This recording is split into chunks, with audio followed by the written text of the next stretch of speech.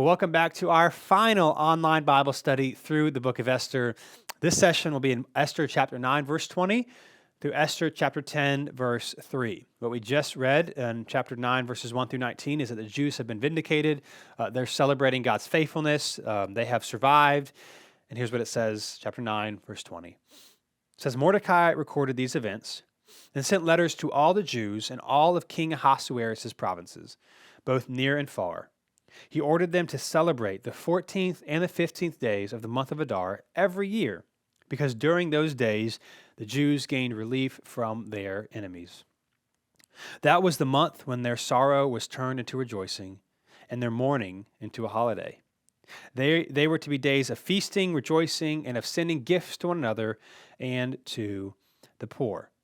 So again, we're not told where exactly Mordecai recorded these events, but he recorded them somewhere. That's probably those records are what were used to compile the story, this book of Esther. Perhaps written by Mordecai himself, perhaps not, perhaps just used the stories that he had written down.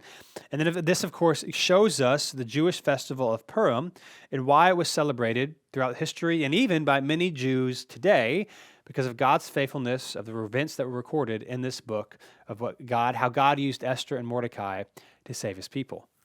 So verse 23, it says, So the Jews agreed to continue the practice they had begun, as Mordecai had written them to do. For Haman, son of Hammedatha the Agagite, the enemy of all the Jews, had plotted against the Jews to destroy them. He cast the pur, that is the lot, to crush and destroy them.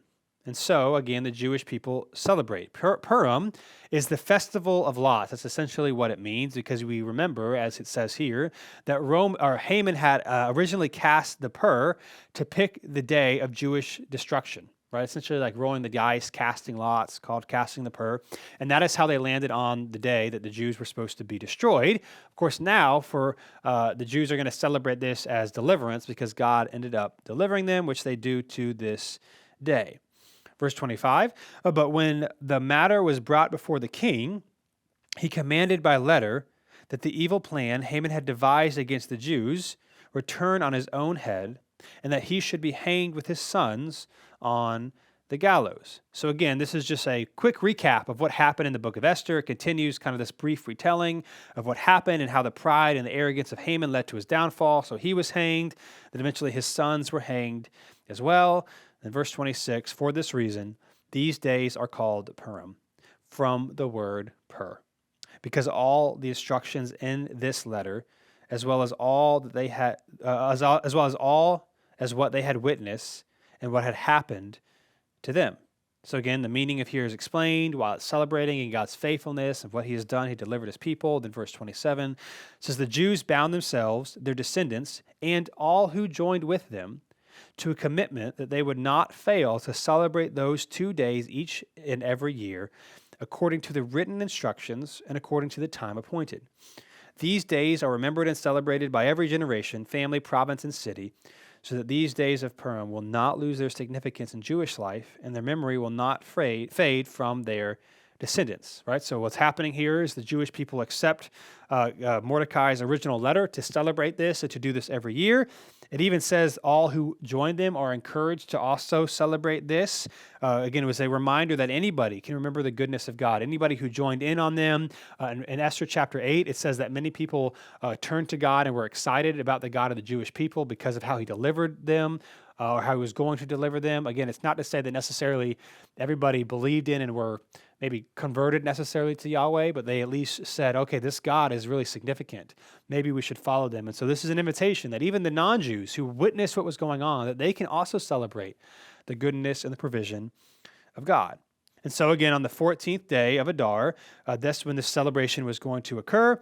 This will vary each year depending on our in our modern calendar, but it's always between the dates of February 25th and March 25th, depending on the year. And so that's about when this celebration of Purim takes place every single year. And then it says this, verse 29, it says, Queen Esther, daughter of Abihail, along with Mordecai the Jew, wrote this second letter with full authority to confirm the letter about Purim. He sent letters with assurances of peace and security to all Jews who were in the 127 provinces of the kingdom of Ahasuerus. in order to confirm these days of Purim at their proper time, just as Mordecai the Jew and Esther the queen had established them, and just as they had committed themselves and their descendants to the practice of fasting and limitation. So Esther's command confirmed these customs of Purim, which were written into the record. So again, it's just the author reinforcing Purim, why it was celebrated, and why it was such a joyous occasion. And then we come to the end of Esther. It says this, chapter 10, verse 1. It says, King Ahasuerus imposed a tax throughout the land, even to the farthest shores. So what we see here is the book of Esther is in some ways beginning or ending how it began. Right? It's talking about the bigness of the kingdom and the wealth of the king. Right? A tax imposed or a tribute imposed, as some translation says. Here's the reality. Like, no one enjoys being taxed. No one enjoys being told they need to pay a tribute. But what might be happening here is that the author is trying to show that even the king prospered after saving the Jews. Even though it wasn't necessarily his idea, it was because of the courage of Esther and all that went down. But even him, by honoring and by rescuing the Jews, even by extension, he and his kingdom and his own personal wealth prospered. He prospered because he cared and he saved God's people. Verse 2, it says, all of his powerful and magnificent accomplishments and the detailed account of Mordecai's great rank with which the king had honored him, have they not been written in the book of the historical events of the kings of Media and Persia? Right? So the greatest of Mordecai is also emphasized here. The author praises Mordecai as an example of one who put the welfare of his people over his own interests. Now, the author of Esther here is referencing maybe some of the material where the author got it from this book. We don't have, record. We don't have, the existence of the events of the kings of Media and Persia. But this is where some of these things were written and kept down. And even Mordecai himself, because of his faithfulness, is also elevated.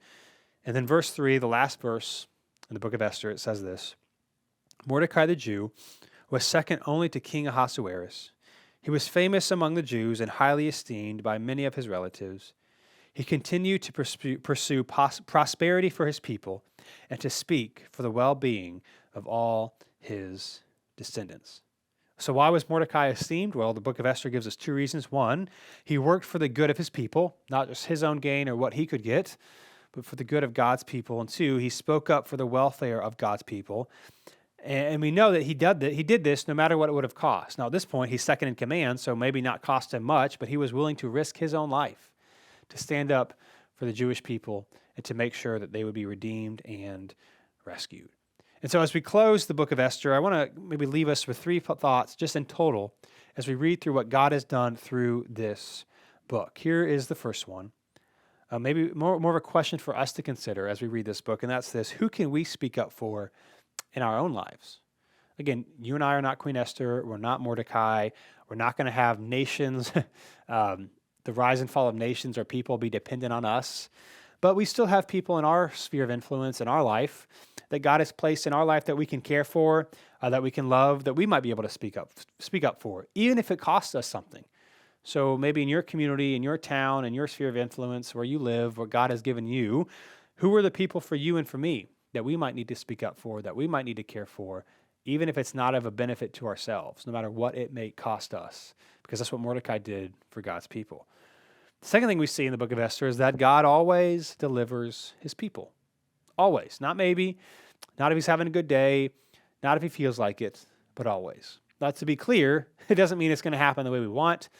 It doesn't mean that earthly monetary blessing is going to come our way because we have been really good and deserve it. But we know that he will always redeem his people because this is the good news of the gospel, that Jesus came to do for us what we could not do for ourselves, that he stood in our place, that he defeated sin and darkness, that he's inviting us to experience his healing, his love, and ultimately take part in his kingdom, that he will deliver absolutely every single person who turns in faith and trust and repentance in him, no matter who you are, what you've done, how bad your history is. As we saw in the last session of the book of Esther, that God uses imperfect people to accomplish his perfect work. God will always deliver his people. And ultimately, in his kingdom, he will deliver us perfectly. And so the invitation is not based on our works, but on his faithfulness. Will you and I allow him to deliver and redeem us? Esther shows us that God will deliver his people. He is faithful to his promises. And then lastly, the third observation, that not understanding what God is doing doesn't mean he isn't working. right? There are many times, really faithful people, many times in your life where you have no idea what God is doing. Perhaps it's happening to you right now, but just because you and I don't know does not mean he is not working. You know the Jewish people, you know Mordecai and Esther were terrified, having no idea how they were going to overcome this genocide, what they were going to do. But yet God was still working, and he was working even before they knew they needed help, right? By bringing Queen Esther, even through terrible, tragic, evil means, he brings her to be queen in the empire of Persia.